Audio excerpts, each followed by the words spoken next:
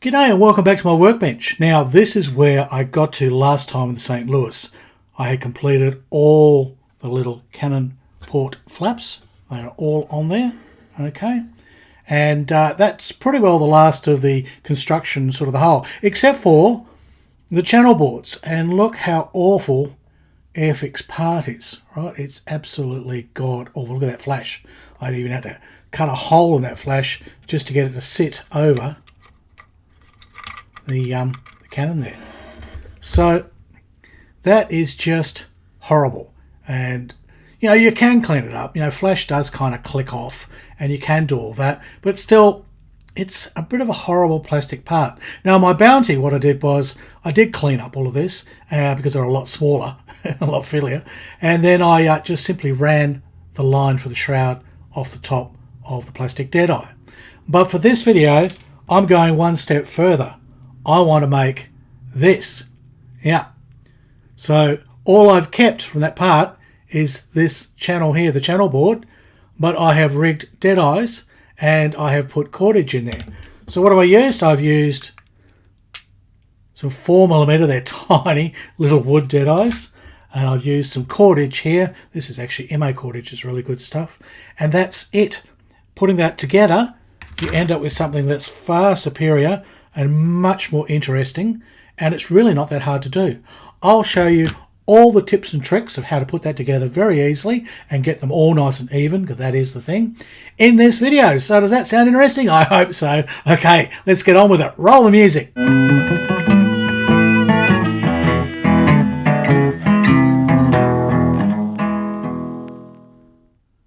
Okay, let's get started. Now, we're going to lose a lot of this. You could keep those. They're supposed to be like chains or straps that tie this whole thing back to the hull. Because the way this thing works is the bottom Deadeye here, which is threaded, right? It's threaded with this channel. This channel is actually the lines here, but I call this whole thing a channel. A lot of people do colloquially. But it consists of the Deadeyes at the top and the bottom, right? A pair of Deadeyes, same size, and they're threaded in unison.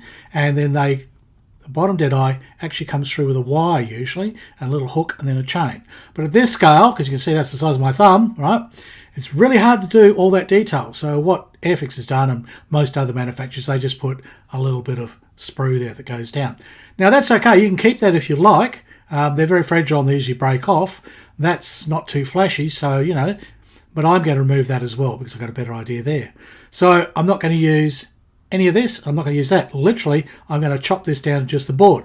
But before I do that, I need to measure it because I've got to mimic this for the spacing, because if you remember, there's a cannon that goes in the middle here, so there needs to be a space for that. So what you need to do first is you need to remember where all the holes are going to be, because if I'm tearing all this off, I'm going to have to drill holes into the channel board. So one way to that is just make yourself a little plan, you know, easy as that. Now, I would measure it, and I would use my little vernier calipers. It's rather easy. You can do it with a rule. You could even just simply match it up and go, you know, copy it straight off there. Now, if you're doing it that way, to get the position of those Deadeyes is a little bit tricky unless you break off all these things at the bottom.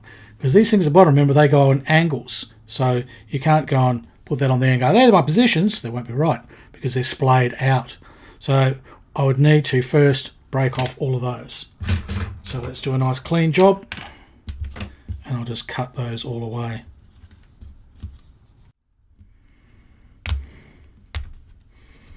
Okay, they're off. Now those points there, they're handy for that's where it comes out, but really if you want to get the spacing right for the Deadeyes, you've got to know where it goes in. So again, if you're just measuring it straight off here, okay, you've got your start and your end point, and then you want to mark where they've got the Deadeye positions, where they anchor. Okay. Now the next thing to consider is what size Deadeyes you're going to need. Okay.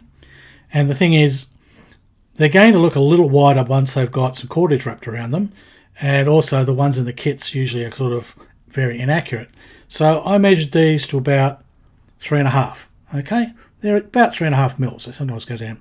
So I've rounded that up to 4. And because that's easy for me to work with, I'm going to use 4mm Deadeyes. Okay, that's the diameter of the Deadeye.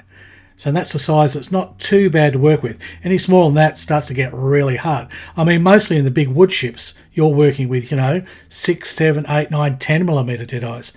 4s are tiny. They really are.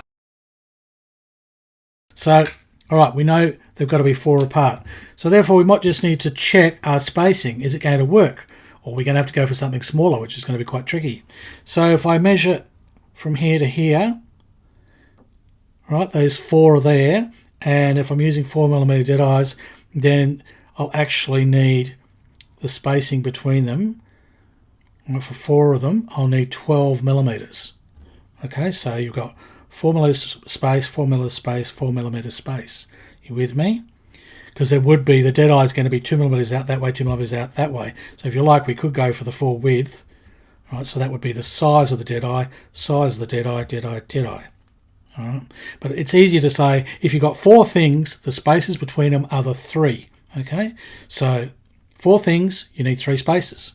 So to be sure that they're going to sit nicely, we need spacings of, say, 5 millimeters apart, which would then take it to 15. Okay, so 15, 3 5s are 15. Remember, that's the spaces. 4 Deadeyes need 3 spaces. So 15 is 14.9, 15.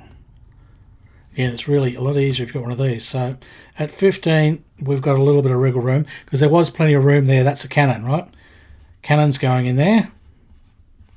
Oh, very bad cannon drawing. So we could just get away with that. And we've got to be careful not to be too close to the edge. So I will readjust mine to there, okay?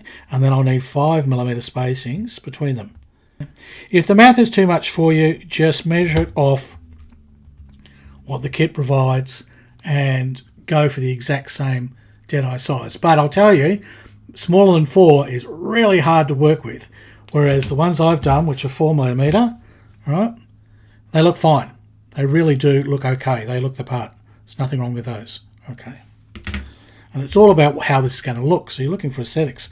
Accuracy at this scale is going to be really tricky. So again, we've got these ones here.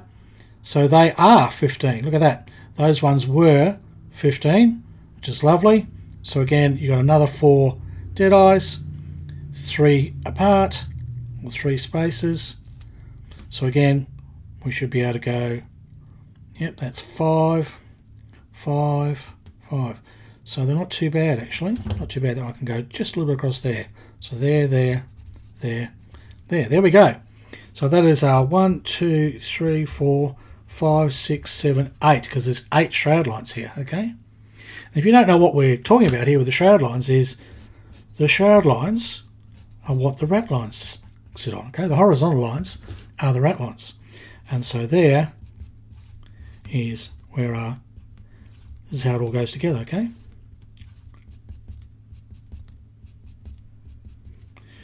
There's a channel board, and then they chain strap or whatever to the hull. So we're building this bit in the middle here, okay? And we will have the shrouds as well. We need to do that at the same time. So what we need to do now is, we've got our spacing. Let's clean this up and drill the holes in it so that it is ready to take our new wooden Deadeyes.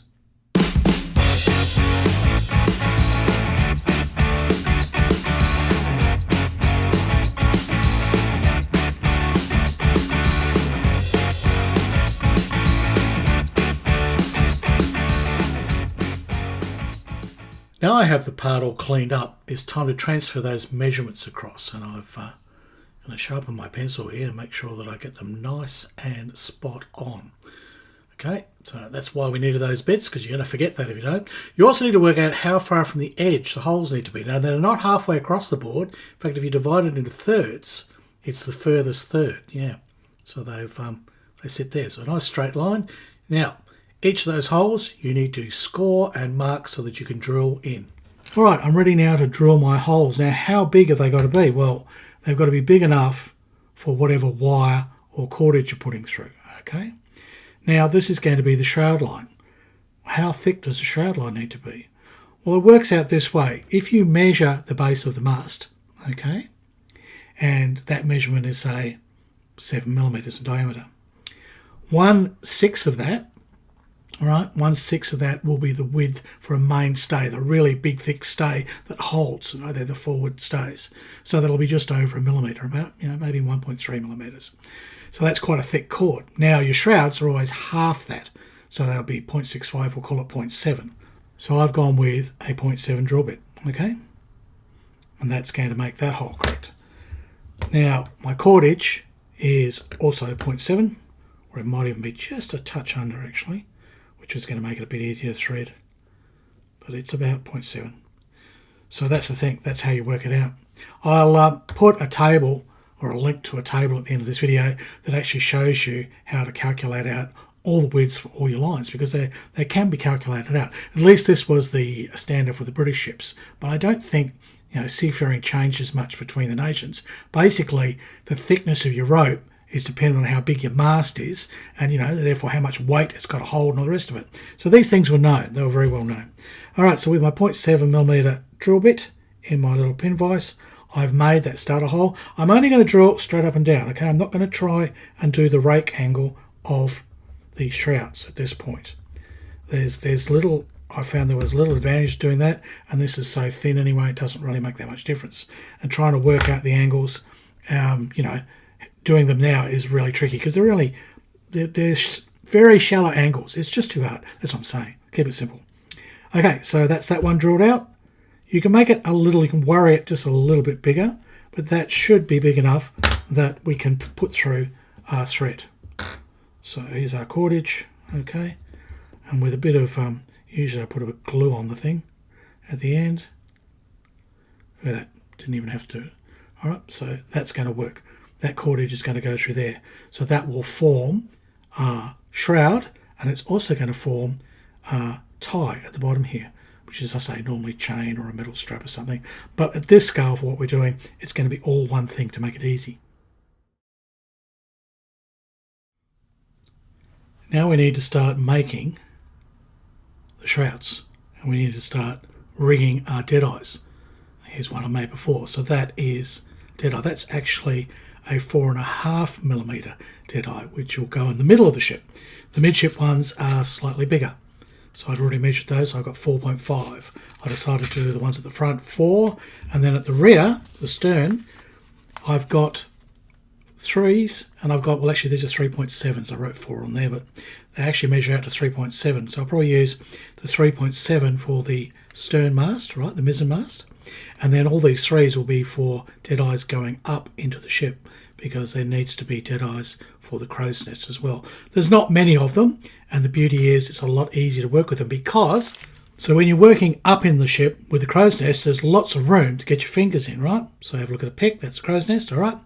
But on the side of the hull, there's not a lot. When you're working in a very big wooden model, you could just get your fingers in there. You can actually, do a lot of the rigging on the model. And a lot of the rigging is done that way when you build a wooden ship, like with wooden planking, because your scales are much larger and your ships are huge by comparison.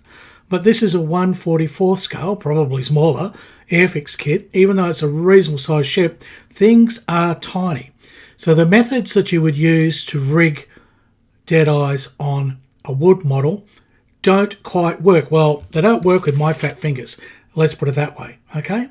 So I had to come up with something that could work and you could do, and you wouldn't be going crazy because you couldn't get your fingers in and getting tangled up. You'll need some wax, and you'll need the wax because some of the cordage you're going to use is a bit furry. This is stuff off the Revel kit, Revel supply cordage, so you just simply run it through a couple of times on your wax block, and they're not expensive. You get them from any hobby store that sells materials for wood chips, and there you go. That will remove the fur straight away. All right. Luckily, the MA stuff doesn't seem to have any fluff on it at all. It's pretty good. I'll still run a little bit of wax over it, but gee, their stuff is good. It is, look, there's no fluff there. It's really good. So you can just use it straight out of the straight off the reel. The same with the smaller threads. Now the smaller threads, as I said, I had to go with 0.7 for the shrouds. That's what I worked out. If we need to halve it again for the channel thread, and we've also got here the thread for tying up and seizing the Deadeyes. We'll talk about that in a sec. All right, so we're first going to make this one. All right, and yes, we'll need these tools. We'll also need keep our drill with our 0.7 in. We'll need that. We'll need some pointy tweezers. We need some flatter-ended tweezers because they're different methods, different uses of both of them, and we need something that we can easily, that is sharp enough that we can easily just reach in very carefully and go snip and get a nice clean thing. Let's get on with the process for making the shroud connected to the Deadeye. We begin by choosing the Deadeyes, and it's good to get a pair that are roughly the same colour and they're pretty well sort of positioned the same with the holes. Now we need to orientate those holes so they point in triangles outwards, right? The apex of triangle is outward, and also find out where they're more even. Some sides are better sort of ratio than the other, so you find the two that really work, like those two, and they will be our pair. Now we'll start with just one, and the first thing we want to do is check those holes actually are holes. So using still our 0.7 bit in our pin vise, push through and make sure the holes are nice and clear, because it's a bugger later on trying to thread the thread and find that you can't get through. Now I've used just a little weighted base here that I've attached my round diamond fold to, and I'm using that as a stand to hold. And if you watch the bounty videos, you know I use this trick. I'm holding the Deadeye on there. It makes it a lot easier. Now I'm measuring out basically 20 centimeters. That's how much of the 0.7mm cordage I need for the shrouds. Now I'm just running a bit of wax on it. It doesn't hardly need it with this stuff. Make a simple loop, right? A simple loop, and I want that towards one end. I don't want it in the middle. I want, you know, just a little bit, sort of 2 or 3 centimeters on one side. Now I'll put that over there, not quite tight. I'll just let it fall. Now I'll bring in the white wood glue, and that is how I'm going to attach this. You can do it without, but you need to have nimbler fingers than I have. I find just putting a little bit of white wood glue on there helps everything sit in place and makes it much easier for me to tie the knots. So slide that up now, pull it tight, and remember you're aiming for that bottom hole. Remember the little triangle that's pointing down? Yeah, we're aiming to get the knot at that point of the triangle. I'll reattach the Deadeye now to the base, so it's ready and it's held in place, and we're going to start adding some seizing. So I need that finer thread, and this is 0.35mm, right? Now I make a loop again, and I put this loop inside both of those thicker, the Shroud lines, all right? So I'll pull that all the way up to the knot. It's going to do a couple of things here. It's going to hold that knot in place, and it's going to be the start of our seizing. So again, a little bit of white wood glue, and then we tighten the knot. This is the process all the way through. Putting the knots on, wood glue, tighten them. Now I use my little forceps here to hold and give tension to that shroud line, the longer one. Remember there's a short one and a long one? It's the long one that you want to pull all the way down. So what I do now is just a process of looping around, and I'll use my pointy tweezers now, looping around, like put a couple of loops, tie it off. Put a couple of loops, tie it off. You're working your way down, and you're trying to get about 1 to 1.5 the lengths of the Deadeye. Whatever you decide, do it consistently all the way through, because you want all your seizing to look exactly the same. So again, just looping it around, looping it through, and then tying it off, and then I glue that in. It's a little bit fiddly and it takes some time, but you know, you work your way through.